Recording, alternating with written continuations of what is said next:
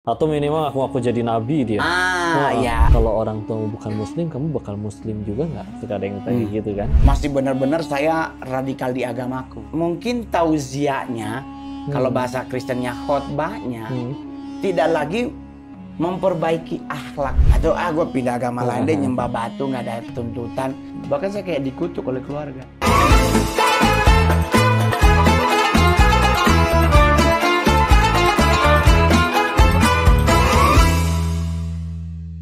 Assalamualaikum warahmatullahi wabarakatuh. Ketemu lagi kita di program Ruang Tengah. Ini kan Pak Ustadz, kita udah mau deket-deket lebaran nih. Insya Allah mudah-mudahan nyampe umurnya. Udah beli baju baru? Gak usah beli, suka ada aja yang baru. Endorsean. Karena kan lebaran itu identik semuanya pakai baju baru. Oh iya. Wah, tradisi tapi tradisi, tidak diwajibkan syariat. Tapi kan umumnya, apalagi kayak Mongol, ya. Natalan, semua pasti beli baju baru. Ada teman beli baju baru, beli kain di Tanah Abang, sampai rumah di Manado, dijahit pakai baju, dia pas bertamu ke rumah teman, hordennya sama bajunya. Karena pingin kelihatan baru. Tapi kan kemarin kita tuh sempat ngebahas tentang apakah agama itu hanya sebatas formil. Syarat. Ya kan?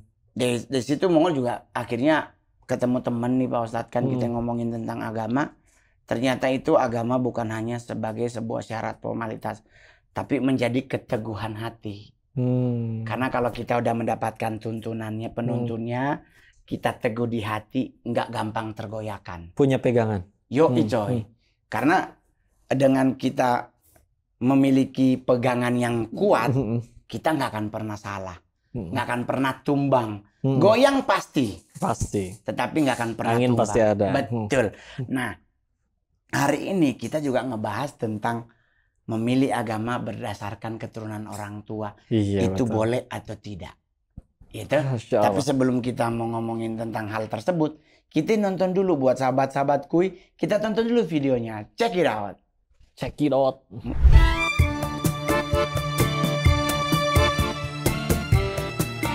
Sebenarnya nggak setuju. Itu balik lagi ke diri masing-masing kita. Kalau misalkan kita ingin mengikuti orang tua ya silakan. Cuman kalau misalkan kita ingin jadi diri sendiri ya udah. Bisa jadi, nggak bisa disalahkan itu ya. Setuju aja. Karena melihat orang tuanya menjalankan agamanya dengan baik, emang tugas orang tua juga harus menurunkan agamanya yang dianut masing-masing keluarga itu ke penerusnya. Setuju. Kenapa? Karena lahir dari orang tua Islam, ya saya harus ngikutin. Nggak setuju sih. Kenapa? Karena kan banyak juga dari agamanya dari Muslim, anaknya bisa non-Muslim, dan sebaliknya begitu pun banyak. Tuh, Pak Ustadz. Tapi dari semua video, saya masih ingat yang video yang sebelumnya tentang sebagai syarat. Iya, yang ada satu yang bilang, teman-teman saya iya, tapi saya tidak. Anda self-claiming ya? Saya tuh sampai ke bawah nih. Dia hebat juga ya, dia bilang, dia ngomongin, kasihan loh teman-temannya. Jadi kan kalau dia bergaul di mana, terus dia nongkrong sama temannya, teman-temannya ini yang belum beri. Dia juga. Tapi kalau menurut pendapat Pak Ustadz nih, tentang memilih agama berdasarkan keturunan orang tua, itu gimana tuh tanggapannya Pak Ustadz? Jadi Rasulullah pernah bersabda tentang itu, diriwayatkan dari sahabat Abu Hurairah, Rasulullah SAW bersabda yang maknanya bahwa seseorang itu terlahir di atas fitrah sebetulnya. Lalu orang tuanya lah yang menjadikan dia beragama Nasrani, Yahudi atau juga Majusi. Tapi kesimpulan yang lebih lanjutnya, ya kita nggak bisa milih mau terlahir di keluarga yang mana. Saya nggak bisa pesan mau jadi cewek atau cowok, di keluarga Tionghoa atau tidak. Tapi insya Allah kita bisa milih mau wafat dalam keadaan seperti apa. Jadi saya yakinnya kayak gitu. Dan ya ending ini sih yang penting. Ya kita nonton film juga nungguin endingnya kan. Kalau ternyata sepanjang film bagus endingnya garing, kita bahkan bisa mencak-mencak sendiri. Nggak akan nunggu selanjutnya. Nggak akan nunggu selanjutnya. Sedangkan ketika kita bicara ending, dalam Islam ada yang disebut yang husnul khotimah. Wah ini udah kalau endingnya sudah baik, akhir yang baik, maka ya bismillah insya Allah dapat surganya Allah. Nah tapi masalah husnul khotimah itu bukan bicara mati karena apa, tapi mati sedang apa. Kalau misalnya contoh, matinya karena COVID kok, tapi dia sedang apa? Sedang sujud rakaat terakhir. Ih, bagus menutup hidupnya dengan ibadah. Atau misalkan, Dia meninggalnya di masjid kok, keren amat. Tapi lagi ngapain? Lagi nyolong speaker, jatuh, ketimpa. Ya kan jadi kurang baik juga. Jadi itulah ajakan untuk kita terus-menerus dalam kebaikan. Jadi istilahnya kapan aja dipanggil teh standby gitu teh. Oleh sebab itu banyak teman-teman juga lihat kan di rumah sakit orang yang sudah menghadapi sakratul maut dibisikin oleh keluarganya. Ditalkin. Apa namanya? Talkin. Oh, ditalkin. Ya, dibimbing la ilaha illallah. Berarti itu kayak dituntun atau dituntun. Karena kan kita juga lahir kan dibisikin juga, diazanin kan. Saya nonton di TikTok ada bapaknya salah takbir. Dia takbir. Jangan lagi Saya waktu itu mau ketawa takut nanti dianggap menista agama, jadi saya cuma senyum tapi goyang badan. Dia juga. Tapi menanya lebih serius ya, Bang. Iya. Berarti tapi kan orang tuanya Bang Momong kan berarti tadi sempat cerita bahkan kakek nenek di Konghucu ya atau di. Iya, dari papa ya. Dari papa saya mau dibilang Buddha iya, Konghucu iya, karena kadang dia ke Kelenteng, ke tak tahu, kadang dia ke Konghucu gitu. Yang penting dia agamanya adalah di KTP Buddha. Kan itu dari papa. Iya. Tapi kalau dari mama, Kristen garis keras. Oke, waktu nikah mereka. Mama nikah pindah Buddha. Beda. Oh ikut. Mama yang ikut. Iya, mama saya ikut ke papa. Cuman kan di saat papa kabur, mama sedang hamil, mama tidak beragama kembali ke Buddha atau tidak memeluk Kristen. Mama ikut satu sekte. Oh yang tadi. Namanya Children of God. Nah, mama saya tuh ikut-ikut di sekte ini sampai itu tadi ending hidup. Matinya dia belum. Saya secara pribadi nggak tahu Pak Ustadz. Apakah mamaku kembali memeluk Kristen atau tetap dengan Buddha atau masih di sekte itu? Karena kan saya masih kecil. Tetapi yang saya ingat adalah mama saya meninggal diibadahkan ibadah Kristen. Sektenya masih ada nggak sih itu di sana sekarang? Udah dideportasi kan. Tahun 82, 89 ada sekte aliran sesat di Indonesia. Pemimpinnya dideportasi oleh Pak Soeharto. Abang aslinya orang mana sampai dideportasi? Orang Amerika. Oke. Semua sekte sesat di Indonesia itu dari luar negeri. Nggak ada orang Indonesia. Ya kecuali mungkin untuk Islam ya. Tapi kalau untuk sesat yang berhubungan dengan penyesatan yang agak kesatanik itu pasti orang bule. Tapi kalau Muslim kan juga ada yang menyatakan, ya kan? Atau minimal aku jadi nabi dia. Ya ada. Dan herannya ada aja lagi yang ngikutin. Nah itu juga gue bingung tuh maksudnya. Itu mungkin karena faktor hanya beragama, karena warisan orang tua tapi tidak mengamalkan. Harus lebih kritis juga, makanya. Tadinya mau nanya, kalau misal kebanyakan kan biasanya suka ada pertanyaan kayak gini, kalau orang tuamu, kamu muslim ya? Iya. Kalau orang tuamu bukan muslim, kamu bakal muslim juga nggak? Suka ada yang tanya gitu kan. Nah, tapi ini ternyata juga jadi bukti bahwa ini ada yang telah membuktikan bahwa ada juga yang akhirnya telah memilih jalan sendiri. Dan tidak menyesal? Tidak. Tuh, tidak disesali. Bahkan mendapat begitu banyak kebaikan dari sejauh perjalanan ini betul. Kan. Yang justru saya dengan saya memilih agama sendiri, saya memilih tahun 97 saya masuk. 97 saya masuk Kristen setelah sebelumnya juga ikut aliran mama. Jadi 97 saya memantapkan diri, saya benar-benar mengamalkan apa yang Tuhan, apa yang Alkitab ajarkan. Proses pasti ada, orang tidak percaya pasti banyak, tapi mau tetap maju. Saya tetap maju karena buat saya harus bisa menjadi bukti kepada orang lain. Karena salah satu fungsi kita beragama adalah kita harus menjadi bukti, menjadi orang baik, menjadi orang yang ramah, menjadi orang yang siap sedia di saat kita dibutuhkan. Jangan menjadi kan kadang ada orang yang makin beragama makin kenceng kan kayak menjauhi pergaulan, nggak mau ngobrol dengan orang yang tidak seiman. Bahkan yang paling parah seiman pun tapi tidak selevel, tidak mau diajak ngobrol. Kalaupun dia ngobrol, kita kayak dihakimi, kayak maksudnya kayak ditanya terus, kenapa nggak begini, kenapa nggak begini. Nah, jadi Mongol mengambil keputusan tahun 97 itu sampai hari ini, saking teguhnya imanku, ada yang nawarin aku sekolah pendeta ke Jakarta, Mongol ikut Pak Ustadz. Umur berapa waktu itu Bang? Masih berondong. Keren tuh, oke. Ya kan, pokoknya saya tahun 78 lah gitu. Jadi mantap. Tapi mohon maaf, itu masih benar-benar saya radikal di agamaku. Oke. Ya kan, tapi ternyata pas nyampe ke Jakarta, saya diperhadapkan dan belajar banyak hal. Makin banyak ketemu orang, Yo, kadang suka coy. bener juga, kadang ada yang orang bilang, lu tuh mainnya kurang jauh. Gitu. Yoi coy. Jadi dengan saya berteman dengan ustadz, saya berteman dengan banyak orang, dari situ saya belajar banyak. Saya bisa menjadi salah satu panitia Maulid Nabi, bawa-bawa proposal padahal KTP ku Kristen. Karena buat saya ingin mengimpartasikan tidak lagi hanya bicara tentang agama, tetapi dampak dari engkau beragama itu apa. Masya Allah. Dulu ada kisah dalam Islam kayak gini, Bang Mama. Nabi Musa itu kan salah satu mukjizatnya bisa bicara langsung dengan Allah. Nabi Musa alaihissalam. Jadi kayak pernah nanya gitu, sudah senangkah engkau? Aku ya sholat rajin. Karena kami berimannya semua Nabi kan Muslim ya. Sholat udah dilakuin, ibadah udah dilakuin. Ternyata jawabannya, kalau kamu belum. Kenapa? Karena kalau kamu ibadah, yang dapat kebaikan dari ibadahnya ya kamu. Tapi aku baru seneng ya kalau engkau meletakkan kebahagiaan di orang lain. Ya, memang harus jadi kebaikan sih bagi orang lain. Bahkan kayak di dalam Islam ya. Kita kemarin sempat yang episode yang bahas rukun Islam pertama syahadat, kedua sholat, yang ketiga kadang orang kebalik. Zakat dulu atau puasa dulu. Ternyata kan zakat dulu. Ketika ditanya alasannya kenapa, salah satunya zakat itu di Al-Quran diulang 30 kali, 26 kalinya barengan dengan sholat. Jadi nempel banget kayak wa aqimus sholata wa yu'tuz zakah sepaket. Penjelasan lainnya, orang serajin-rajinnya puasa yang dapat kebaikannya dia.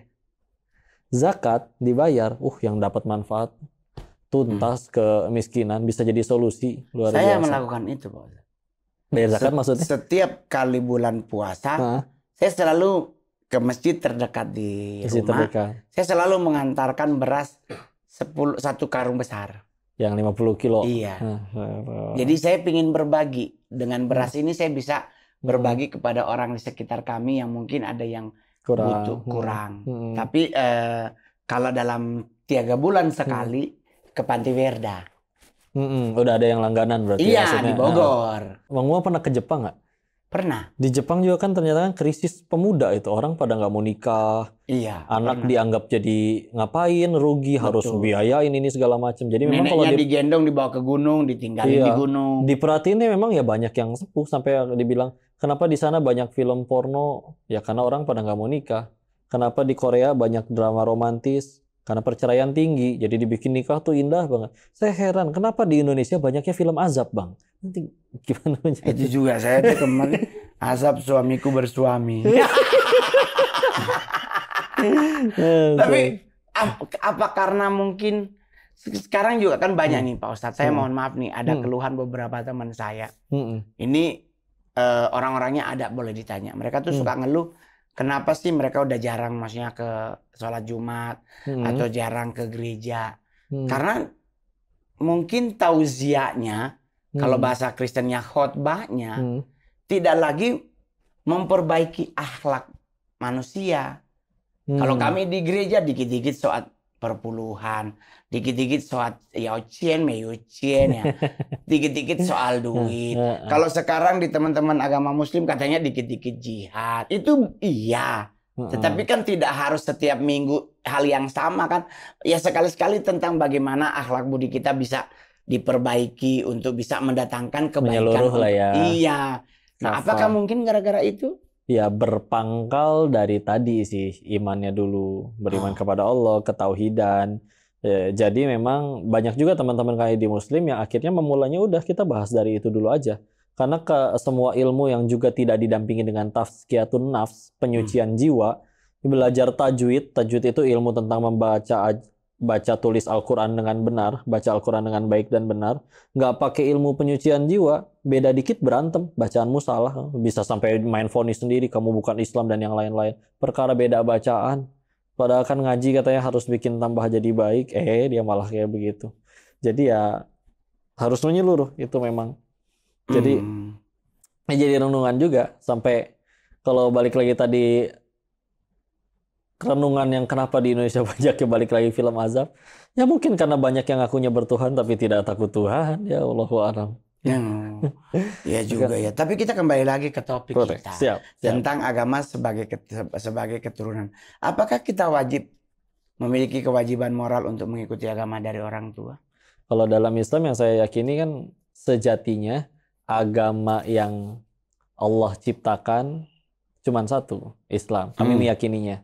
Surat ketiga Ali Imran ayat 19, Inna dina indallahil Islam. Agama yang diridhoi di sisi Allah hanyalah Islam. Terus berarti kalau misal ternyata orang tua agamanya bukan itu, ya sudah, kita diwajibkan sekali untuk berbuat baik kepada mereka meskipun mereka beda kepercayaan. Diwajibkan, bahkan di dalam Islam kalau lagi sholat yang sunnah, lagi duha, terus udah gitu dipanggil, nah sini harus dibatalin itu. Kalau lagi sholat yang sunnah, kalau yang wajib beda cerita. Jadi wajib ke manusia sama wajib ke Allah, dahuluin wajib ke Allah. Tapi wajib sunnah ke Allah sama wajib ke manusia, dahuluin ke yang ke manusia dulu. Wajib. Bahkan sampai dinasihatin oleh guru kami gini, dalam Islam itu kalau orang tua berkata, nak 1 tambah 1 itu 5 loh. Iya bu, iya, udah, bener. Selagi perintahnya bukan nyuruh menyembah kepada selain Allah atau nyuruh kita maksiat, mah enggak, silakan. Bahkan dalam Islam, kalau misalkan ada orang tua ngelahirin anak, hari pertama lahir langsung dibuang ke tempat sampah, 30 tahun kemudian ini anak jadi konglomerat, tiba-tiba orang tuanya datang. Nah, kami orang tua yang dulu buang kamu, minta duit dong. Menurut Islam kasih atau jangan? Kasih. Tapi dia jahat. Iya, ada balasannya di sisi Allah. Terus ngapain berbuat baik? Berbuat baik biar karena Allah suka, bukan supaya dibaikin mereka. Jadi sesederhana ketika lempeng dulu nurut kepada Allahnya, sisanya diwajibin berbuat baik kepada orang tua, mau beda akidah, mau beda kepercayaan.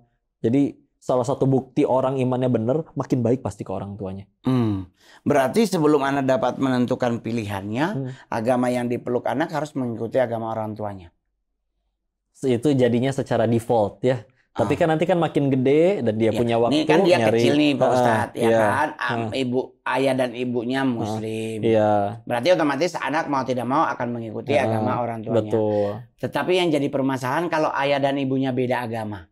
Nah itu dia kan Anak jadi itu tambah harus bingung. Iya ya. Tambah bingung. Makanya kalau di dalam Islam ya dilarang sih untuk ya kayak perempuan, seorang ibu seorang wanita untuk nikah sama yang beda keyakinan bukan Islam. Sama juga di Kristen juga begitu. Gitu ya. Bahkan di Kristen ditulis gelap dan terang tidak mungkin bisa bersatu. Sampai ditegasin kayak Iya. gitu.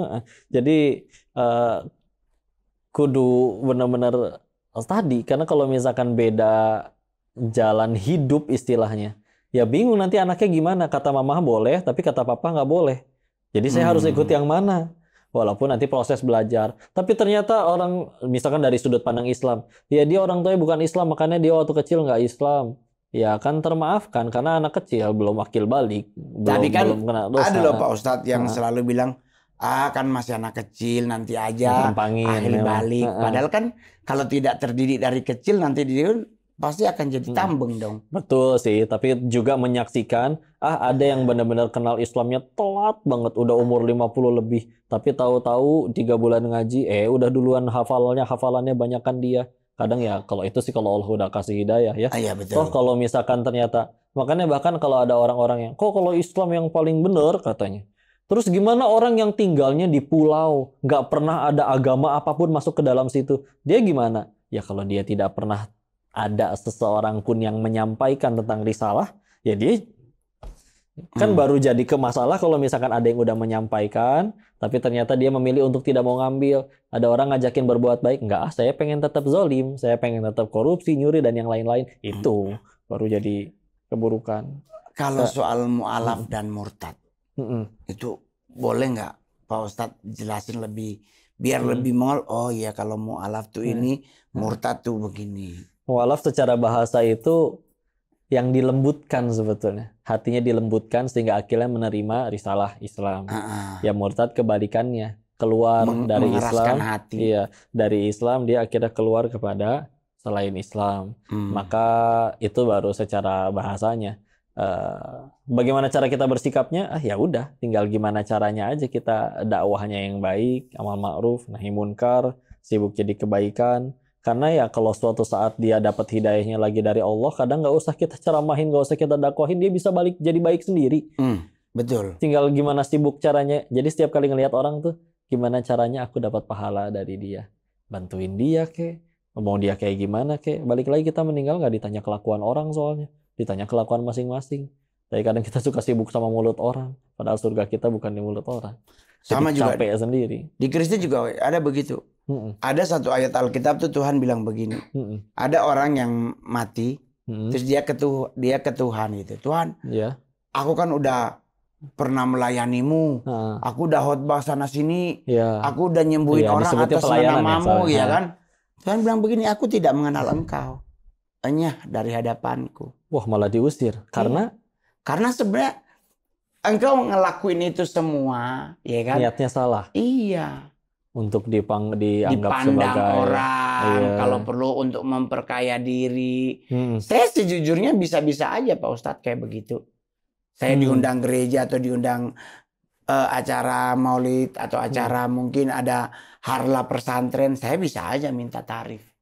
Tetapi saya selalu bilang sama manajemen, untuk urusan agama jangan pernah kirim red. Tanya ke pihak pengundang ada budget berapa. Dia bilang gope, terima. Bos kecil, yang ngasih yang di atas. Yang menciptakan langit dan bumi yang ngasih, jangan lu bilang kecil. Betul, banyak. Iya kan? 500 di mata manusia kecil. Tapi kalau yang ngasih Allah itu kebeli dunia, bro. Iya, kadang-kadang ya lucu aja kalau ada yang ngakunya Selalu merasa kekurangan. kurang. Mungkin bukan, makanya kita yakinnya bukan nikmatnya yang tidak ada, syukurnya aja yang tidak ada. Bohong banget dibilang nggak ada nikmatnya mah. Nikmat tuh banyak. Hidayah juga di mana-mana. Sampai ada pengibaratan kayak gini kan. Kayak di masjid ada yang bagiin makanan. Cukup untuk semuanya. Dia nggak ngambil. Di tengah jalan dia mati. Salah siapa? Ya dia, suruh siapa nggak ngambil. Orang tersedia untuk dia. Ya kita juga kalau mau ngelihat pelajaran tuh banyak di kiri kanan sekeliling. Kita bisa ambil jadi kebaikan. Kita nggak mau ngambil. Sekenaannya aja kita pengennya hidup seperti apa. Tahu-tahu kena batunya sendiri. Ngambek sendiri lagi. Bahkan nyalahin Allah. Kenapa engkau beginikan saya ya Allah? Sama tuh. Aduh. Di kompleks Pongol ada begitu tuh. Tetangga udah Seagama sama Mongol bahkan. Udah diumumin di musola akan ada banjir. Disuruh pindah. Barang-barang lantai 1 naikin ke lantai 2. Iya. Dia bilang, saya percaya pertolongan Tuhan itu selalu ya dan amin. Nah masuk. Tahu namanya juga stand up comedy kan. Gua lewat gue liatin, lo masuk bu. Iya Pak Pongol masuk. Soalnya kami serumah nggak sehati dalam berdoa. Saya bilang bu, sehati nggak sehati sih sebenarnya nggak ngaruh. Kalau pingin airnya nggak masuk mah jangan doa, minta tongkat Nabi Musa. Jadi taruh depan rumah airnya bisa. Maksudnya udah diumumin. Udah diumumin. Bebel ya. Jadi kadang, wah kan kita doanya, kadang-kadang akal manusia tuh dikasih Tuhan. Kenapa kita berbeda dengan binatang tuh? Salah satunya karena kita punya akal budi. Betul. Jadi bukan cuma punya akal. Jadi dipakai di setiap hari. Nah kalau menurut Ko Denis nih. Tentang pindah agama karena nggak mau banyak aturan. Misalkan ibadah yang nggak perlu setiap hari. Sholat nggak usah 5 hari sekali. Gue pindah agama lain deh. Kayaknya ibadahnya cuma hari Minggu. Atau gue pindah agama lain deh. Nyembah batu nggak ada tuntutan. Nggak ada 2,5%. Paling cuma 1%. Nah itu gimana? Saya nganggapnya mereka belum tahu aja kali. Dan juga belum yakin. Bahwa walaupun iya sehari 5 kali. Tapi kalau dia udah benar-benar yakin bahwa perintah itu jadi kebaikan buat dirinya, ya kan dilakuin. Kayak misalkan kan ketika orang udah benar-benar yakin misalkan nih, saya yakin banget ini tanah bakal nguntungin saya. Mau dibilang harganya berapa kek, mau dibilang ini nggak akan nilainya naik kek, tapi entah gimana dia yakin, saya yakin. Kalau perlu saya harus ngutang harus gimana, saya beli ini karena saya yakin banget. Kalau udah yakin kan terus aja kan dijalanin. Yang bikin kita takut kan karena ketidaktahuan dan ketidakyakinan. Kita suruh masuk ke dalam kamar itu. Pasti nggak mau. Udah mah gelap, nggak tahu apa yang ada di dalam. Begitu besoknya kita buka siang-siang, ya kosong. Begitu udah tahu kosong, besoknya suruh masuk lagi. Petantang petenteng karena yakin betul di dalamnya nggak ada apa-apa. Makanya tinggal timbulin dulu. Berarti kalau misalnya ada yang belum tahu dan belum yakin, ya itulah tugas kitanya. Ya, tunjukin kebaikan, tunjukin bahwa nih ya ibarat kayak Mongol kalau cerita kayak di awal bahwa saya berhasil jadi bukti meskipun kata orang dulu ya yatim piatu atau apa segala macam. Enggak ada alasan. Kalau kita mau berusaha, bismillah, beneran Bahkan bisa saya jadi. didoai, bahkan saya kayak dikutuk oleh keluarga. Dikutuk Iya, gimana, bahkan Bang? ada saudara-saudara yang bilang, paling juga lu jadi satpam. Diremehin ya. Iya. Hmm. Mau jadi apa? Palingan cuma jadi satpam. Di depan Bang Momol, Di Bang depan Momol Momol. ngomong. Udah bukan ngomongin di belakang lagi. Bukan lagi di belakang, udah di depan kita. Karena waktu itu kan Mongol ceritanya lulus SMP. Oke. Toh, pingin masuk SMA. Iya. Pingin kuliah. Karena kan kita juga bukan orang yang tidak punya. Heeh. Orang Oma Juragan gitu kan. Heeh. Saya cucu pertama laki. Saya pingin sekolah dong. Lari di SMP. Masuk SMA karena saya masuk 10 besar. Oke. Saya jago matematika sama bahasa Inggris. Heeh. Mau dong gitu kan. Heeh. Terus kita ngomong ke Oma. Oma, Mongol mau sekolah nih. SMA. Mau sekolah begini. Oma bilang, oh, for apa mau sekolah tinggi-tinggi begitu tuh. Terus saudara satu bilang, for apa nggak mau sekolah? Paling juga menjadi satpam. Nah, jadi kayak bukannya kita diangkat, tapi memang Itu itu. dibanting jatuh. Tapi kan itulah yang membuat kita pingin jadi bukti. Itu. Ya kan? Bagi sebagian orang malah jadi pecutan, motivasi. Mm-mm. Penasaran tadi Bang, kan yang saya tahu Bang Bao kan gak cuma stand up ya, tapi juga kadang diminta mungkin dia Iya. kayak bicara di gereja, Jadi sharing gitu, kalau sharing Bang Bao, gitu kan.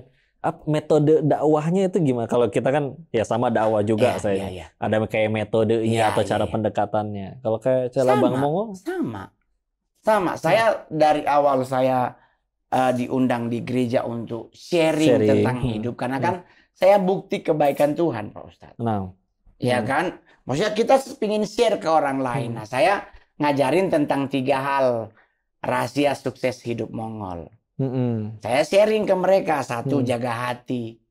Jadi aku tidak pernah mengizinkan hatiku iri terhadap orang lain. Wah, dia cincinnya gede banget. Wah, kayaknya ini kalungnya emas 50 gram nih. Tidak semua benda berwarna kuning itu emas. Karena kan ada juga rantai yang kombuan lembek. rose gold.